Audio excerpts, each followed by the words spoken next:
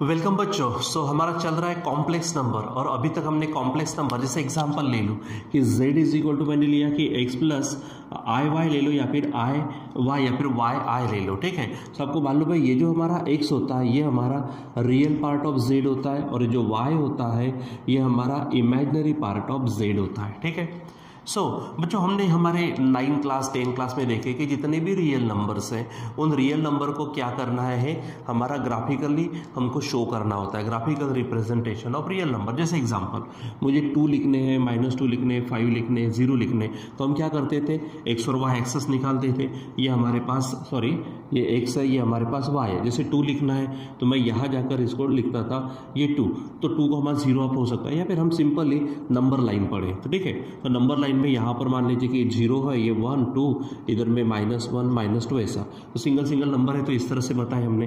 -2 है तो मैं यहाँ बताऊँगा, 5 है तो कुछ यहाँ आ जाएगा, 0 है तो आप यहाँ सेट करते हो। ठीक है, ये हमने देखा।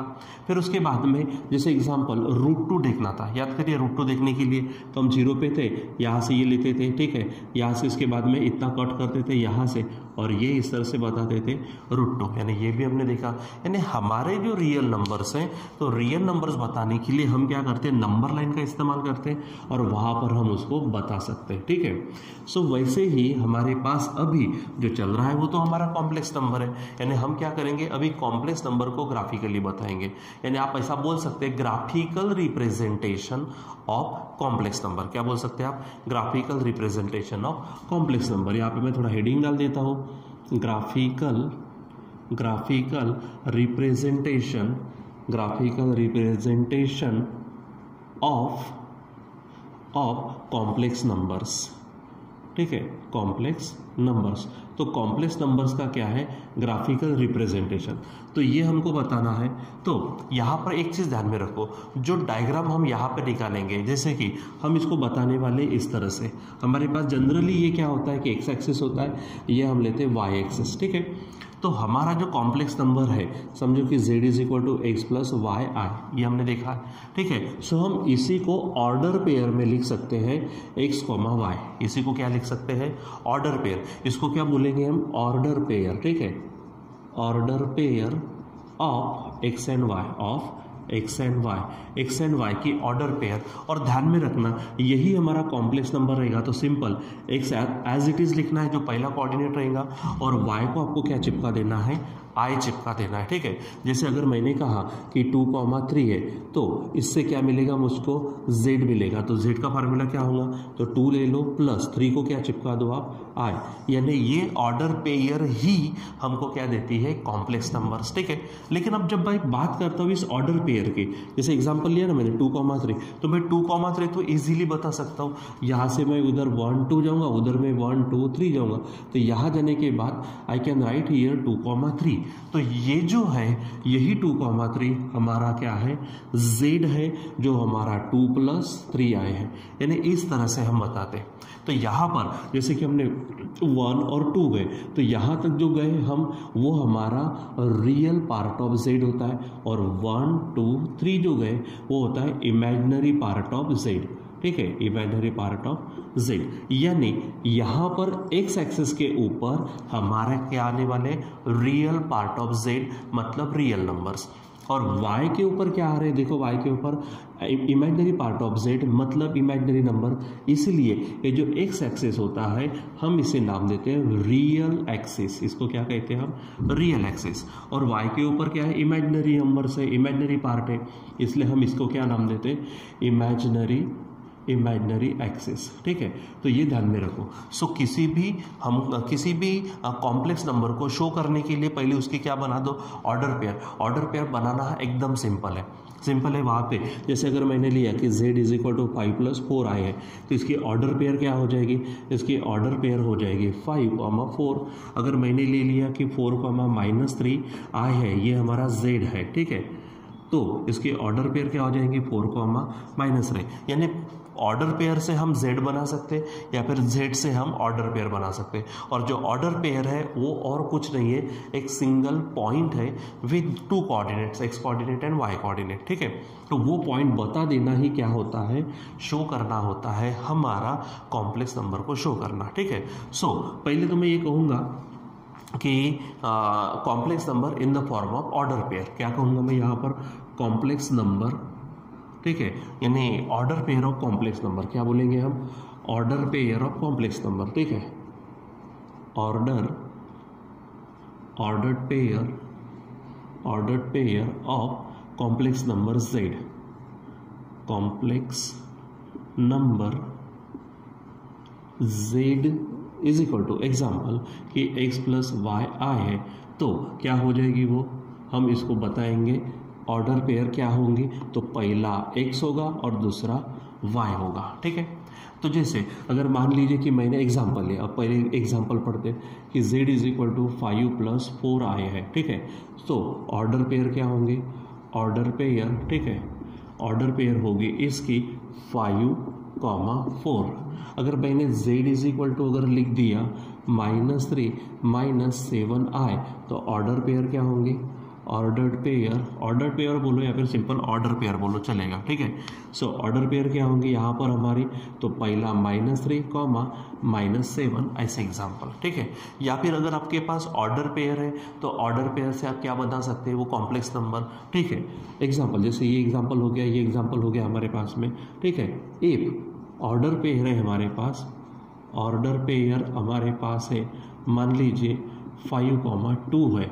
सो z इज इक्वल टू क्या होगा, सिंपल ये 5 है प्लस 2 है, उसको i चिपका देना है। ठीक है, यानी ऑर्डर पेयर से आप कॉम्प्लेक्स नंबर निकाल सकते हैं, कॉम्प्लेक्स नंबर से आप ऑर्डर पेयर निकाल सकते हैं, और वही जो ऑर्डर पेयर है वो पॉइंट ग्राफिकली शो करना ही आपका क्या हो जाता है, हमारा कॉम्प्लेक्स नंबर का ग्राफिकल रिप्रेजेंटेशन होता है। और जो डायग्राम हमारी बनती है उस डायग्राम को हम क्या कहते हैं, आर्गन डायग्राम। ठीक है, उसको क्या बोलते हैं हम, आर्गन डायग्राम। ठीक, तो क्या बोलेंगे हम, आर्गन डायग्राम। ठीक है, तो आर्गन डायग्राम का मतलब क्या है, ठीक है, सिंपल एक हमारे पास में क्या है, कॉम्प्लेक्स प्लेन है, उसको क्या बोलते हैं हम, complex plane with real axis and imaginary axis on which हमको क्या बताना होता है, कॉम्प्लेक्स नंबर को शो करना होता है। ठीक है, यानी क्या बोलेंगे, सिंपल द डायग्राम ऑर्डर, इसको हम ये भी बोल सकते हैं कॉम्प्लेक्स प्लेन। क्या बोलेंगे हम, कॉम्प्लेक्स प्लेन। ठीक है, जो हमने इसके पहले तक जो देखा था, हमारा जितना भी 10 तक हमने देखा जो ग्राफिकल रिप्रेजेंटेशन, वो हमारा रियल प्लेन, यानी real x axis, real y axis. ठीक है, यहाँ पर हमारे पास एक्स एक्सिस रियल एक्सिस होता है और वाई एक्सिस इमेजिनरी एक्सिस होता है। ठीक है, तो आर्गन डायग्राम या फिर हम क्या कहेंगे, कॉम्प्लेक्स प्लेन, तो क्या बोलेंगे, द डायग्राम। ठीक है, the diagram which represents a complex number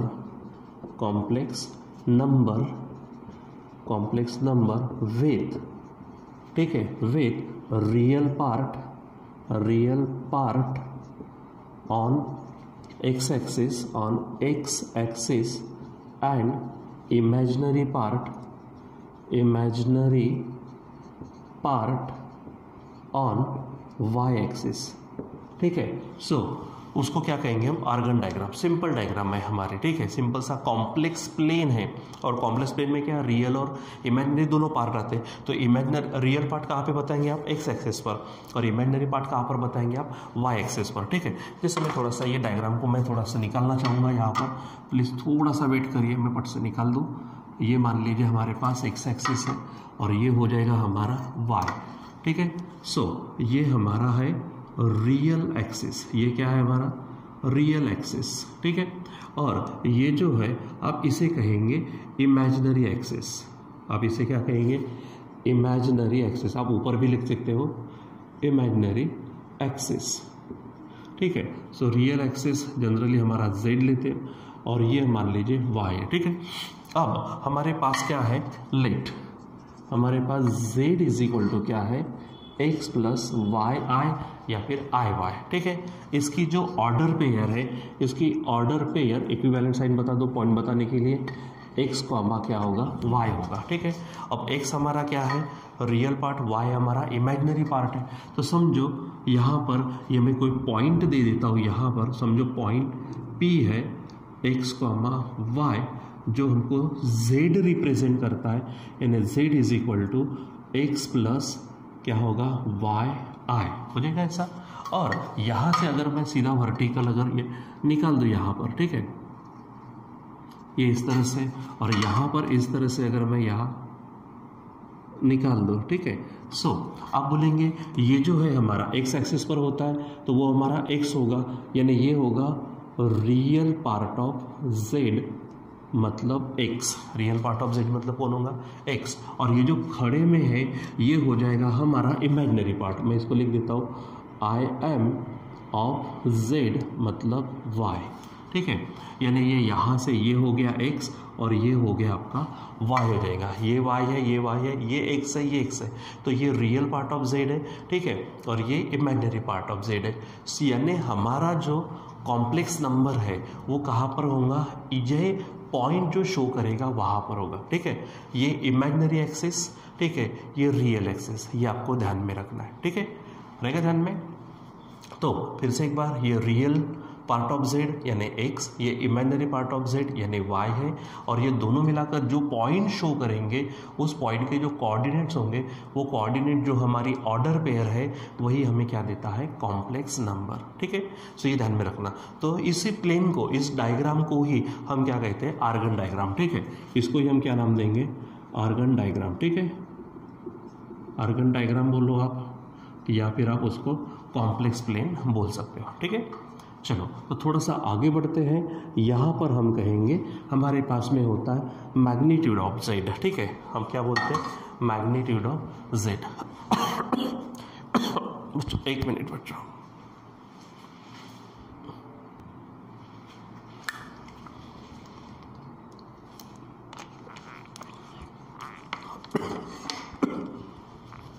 तो जैसे कि मैंने कहा कि मैग्नीट्यूड को आप मॉड्यूलस भी बोल सकते हैं, ठीक है।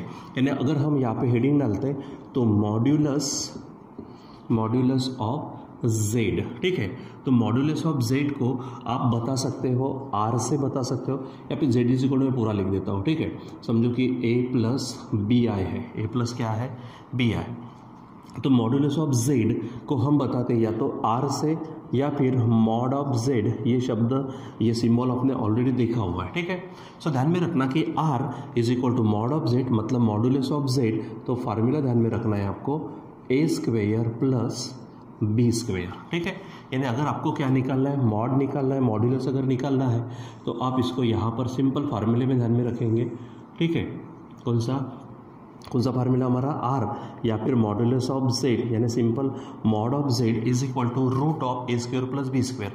आपको मालूम है a हमारा क्या होता है रियल पार्ट और b होता है हमारा इमेजिनरी पार्ट। जैसे अगर मैं एग्जांपल ले लूँ, अगर मान लीजिए कि हमारे पास एग्जांपल है कि 5 + 3i है, ठीक है, यानी z हमारा कॉम्प्लेक्स नंबर है, 5 + 3i, और हमें अगर क्या चाहिए मॉड्यूलस चाहिए यानी r या फिर रूट ऑफ z चाहिए, तो यहाँ पर क्या हो जाएगा हमारे पास में a स्क्वायर मतलब 5 स्क्वायर प्लस बी स्क्वायर यानी 3 स्क्वायर। अब इसको सॉल्व कर लीजिए तो क्या हो जाएगा, यहाँ पर 5 स्क्वायर यानी 25 प्लस 3 स्क्वायर यानी 9 होगा, ठीक है, और 25 और 9 बन जाएगा 34।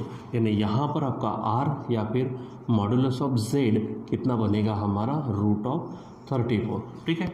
अगर एक आधा कोई एग्जांपल और ले लूँ मैं, मान लीजिए हमारे पास सेकंड एग्जांपल है r is equal to -3 - 4i है, ठीक है, और हमें क्या चाहिए मॉड्यूलस ऑफ z चाहिए। तो फार्मूला क्या है मॉड्यूलस ऑफ z का, मैंने कहा a स्क्वायर रूट में a square plus b square, तो a स्क्वायर मतलब क्या होगा -3 का स्क्वायर प्लस बी स्क्वायर का मतलब क्या होगा -4 का स्क्वायर। अब इसको सॉल्व करेंगे तो आपको क्या मिलेगा, यहाँ पर आप देखिए 9 plus this will be 16, total हो जाएगा 25 और आंसर आ जाएगा 5।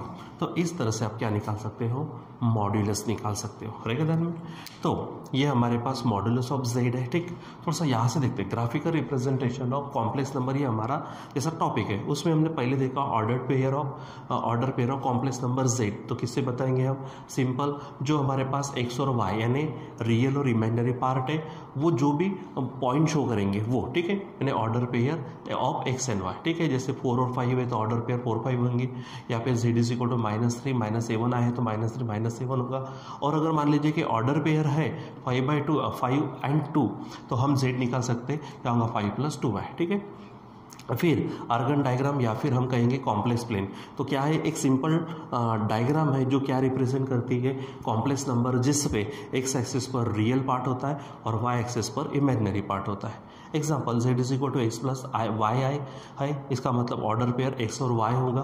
ठीक है, सो यहाँ पर ये x समझो x एक्सिस पर और y एक्सिस पर y है यानी इमेजिनरी पार्ट, और ये जो पॉइंट होगा, जो जहाँ पर भी ये पॉइंट आएगा वही हमारा क्या होगा, कॉम्प्लेक्स नंबर।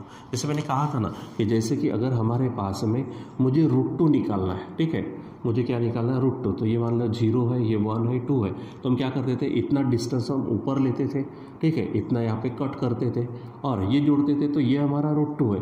लेकिन ये हवा में नहीं आना चाहिए, तो यहाँ से हम इसको ऐसा उतारते थे, यानी √2 हमारा यहाँ आता था। उसी प्रकार ये कॉम्प्लेक्स नंबर हमारा यहाँ पे आएगा। ठीक है, ऑर्डर पेयर से हमको पता चलेगा, वही ऑर्डर पेयर यानी पॉइंट है जो हम इस डायग्राम में बताएंगे। उसमें से हमारा एक्स एक्सिस रियल एक्सिस कहलाता, वाई एक्सिस इमेजिनरी एक्सिस कहलाता, और ये जो कंप्लीट डायग्राम है इसको हम आर्गन डायग्राम या फिर कॉम्प्लेक्स प्लेन कहते हैं। ठीक है, उसके बाद मॉड्यूलस ऑफ जेड यानी a + b i अगर है तो सिंपल करना क्या है कि √(a² + b² यानी रियल पार्ट का स्क्वायर प्लस इमेजिनरी पार्ट के स्क्वायर का स्क्वायर रूट लेना है। तो आपको क्या मिल जाएगा यहाँ पर, मॉड्यूलस। ठीक है, थोड़ा जो आगे बढ़ते हैं तो वहाँ पर हम देखते हैं आर्ग्यूमेंट या फिर एम्पलीट्यूड। आर्ग्यूमेंट या फिर क्या देखते हैं हम, एम्पलीट्यूड। ठीक है, सो आपको ध्यान में रखना है एक नया टॉपिक, आर्ग्यूमेंट या फिर हम इसे ही कहेंगे एम्पलीट्यूड ऑफ जेड। ठीक है, आर्ग्यूमेंट और of z is equal to समझो a + b i है। ठीक है, अब थोड़ा सा ध्यान दीजिए, यही डायग्राम मैं यहाँ निकालने वाला हूँ। मान लीजिए कि हमारे पास में ये इमेजिनरी एक्सिस है और ये हमारे पास में क्या है, रियल एक्सिस है। ठीक है, ये रियल एक्सिस, ये इमेजिनरी एक्सिस। ठीक है, हमारे पास z इज इक्वल टू क्या है, a + b i है, मतलब हमारी ऑर्डर पेयर क्या हो जाएगी। ठीक है, हमारी ऑर्डर पेयर क्या होंगी, जैसे कि z इज इक्वल टू क्या है, a + b i है, तो ऑर्डर पेयर होगी इसकी a, b। समझो यहाँ पर हमारे पास में पॉइंट P है जो है a, b, जो हमको क्या देती है, z देती है। ठीक है, जो होगी a + b i। ठीक है, अब समझो यहाँ से मैं क्या कर देता हूँ, हमारे पास में जैसे मैंने कहा यहाँ से अगर मैं निकाल दूँ तो ये आपका इमेजिनरी पार्ट होगा यानी b होगा। ठीक है, यहाँ से मैं थोड़ा इधर निकाल दूँ, ठीक, ये आपका क्या होगा, a होगा, जिसे मैं यहाँ पर a कह लेता हूँ, यहाँ इधर ये b हो जाएगा। ठीक है, अब मैं क्या करता हूँ, यहाँ पर थोड़ा सा और मैं डायग्रामेटिकली बताने वाला हूँ। ठीक है, सो यहाँ पर ये जो चीज़ है हमारे पास, इसको हम कहते हैं r कहते हैं। ठीक है, और ये जो r है ना हमारा, यानी ये मॉड्यूलस है, यानी यहाँ पे जो OP होगा, एग्जाम्पल यहाँ पे जो डायग्राम में दिख रहा है ना आपको, ये OP ही हमारा r है, जिसे हम मॉड्यूलस ऑफ क्या कहते हैं, z कहते हैं। ठीक है, इसे ध्यान में रखो।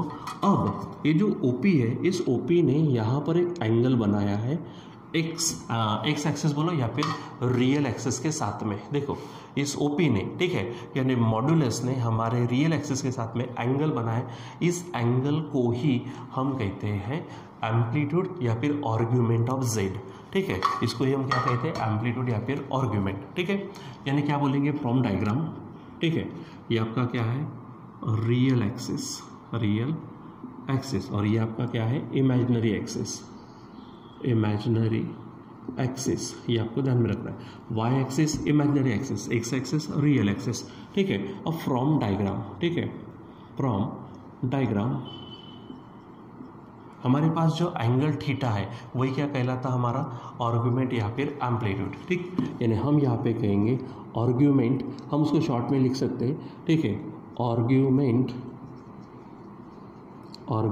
Of Z. तो हम इसको लिखेंगे आर्गुमेंट ऑफ जेड को ARG ऑफ जेड, जो कि कुछ नहीं है, वो है सिंपल थीटा, ठीक है, यानी angle between modulus and the real axis. आप बोल सकते हैं, क्या बोल सकते हैं, angle between modulus of Z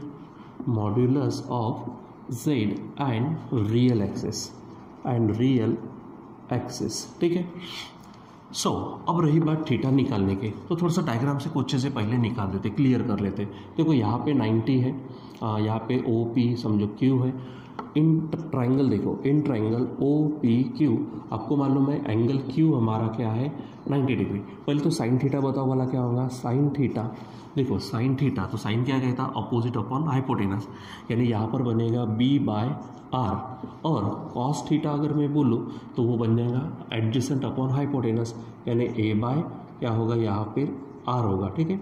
इसीलिए हमें B अगर चाहिए तो क्या होगा R into sine theta, B होगा हमारा R इंटू साइन थीटा, ये आपको ध्यान में रखना है।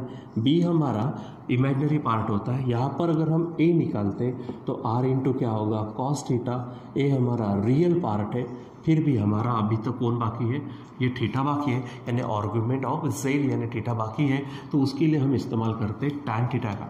जब कभी भी थोड़ा सा मैथमेटिक्स और फिजिक्स में ये चीज़ें ध्यान में रखो, जब कभी भी आपको एंगल निकालना है तो आप उसके लिए टैन ये रेशो लेना। तो अब मुझे बताओ टैन थीटा बताओ, तो tan theta is equal to क्या हो जाएगा, यहाँ पे देखो टैन का मतलब क्या होता है, अपोजिट अपॉन एडजेसेंट, यानी यहाँ पर होगा B/A, ठीक है। और इसीलिए आप बोल सकते मुझे सिर्फ थीटा चाहिए, तो टैन उधर जाएगा, मैंने आपको पहले बताया टैन उधर अगर गया तो वो टैन इन्वर्स होगा B/A हो जाएगा। और इसीलिए फाइनल कहूँगा मैं argument of Z is equal to theta is equal to tan inverse B/A हो जाएगा, ठीक है। सो इस तरह से आपको बच्चों क्या है कि कुछ चीज़ें आपको यहाँ पर ध्यान में रखनी है, ठीक है। यानी आज हम जो चीज़ें पढ़े हैं वो थोड़ा ध्यान में रखेंगे, और उसके बाद में हम तो इसको क्या करेंगे और भी हम कंटिन्यू करने वाले हैं, ठीक है। So graphical representation, order pair, Argand diagram, ठीक है। उसके बाद में मॉड्यूलस ऑफ जेड को ही हम OP यानी R कहेंगे यहाँ पर अब, ठीक है। यहाँ पे मैं डायग्राम में अगर बता दूँ तो ये जो R है ये हमारा मॉड्यूलस है, इसको लिख देता मैं यहाँ पर मॉड ऑफ जेड, ठीक है। फिर उसके बाद आर्गुमेंट या फिर एम्पलीट्यूड ऑफ जेड, इस तरह से जो चीज़ें हैं, रियल पार्ट यानी A is equal to R cos theta, imaginary part यानी B is equal to R sine theta, और आर्गुमेंट ऑफ जेड मतलब theta is equal to tan inverse B/A। ये सब चीज़ें आपको बच्चों ध्यान में रखनी है, ठीक है। सो यहाँ पर बच्चों आज के लिए बस इतना ही, बाकी का कंटिन्यू करेंगे हम बाद में। Till then bye.